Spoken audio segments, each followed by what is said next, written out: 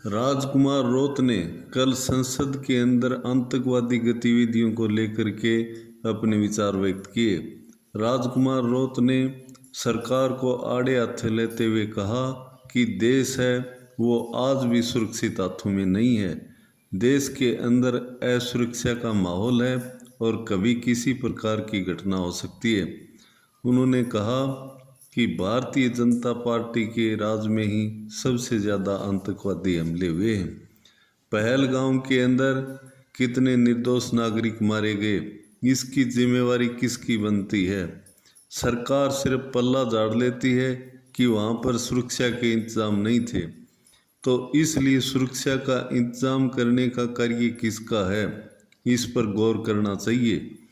उन्होंने रक्षा मंत्री को भी आड़े हाथों लेते हुए कहा कि रक्षा मंत्री की जवाबदारी बनती है कि किस पॉइंट पर कितने सैनिकों की तैनाती की जाए और कितनी नफरी बढ़ाई जाए।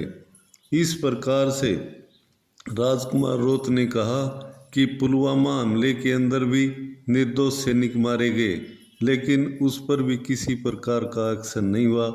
सिर्फ छोटे मोटे ऑपरेशन करके जनता को गुमराह किया जाता है और इस प्रकार की आतंकवादी गतिविधियां हैं वो हर एक घटना घटने के बाद में दूसरी घटना तैयार रहती है।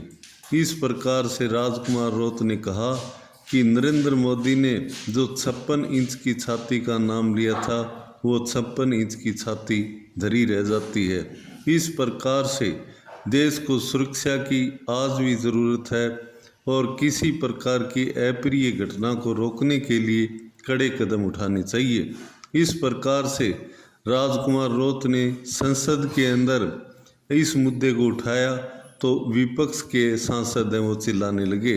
तो राजकुमार रोत ने कहा कि सच्चाई को छुपाने की जरूरत नहीं है, सच्चाई है वो जनता के सामने पेश करके ही रहूँगा। इस प्रकार से राजकुमार रोत है वो अपनी बेबाकी के लिए जाने जाते हैं और वो कभी भी अपने विचार व्यक्त करने में पीछे नहीं हटते हैं।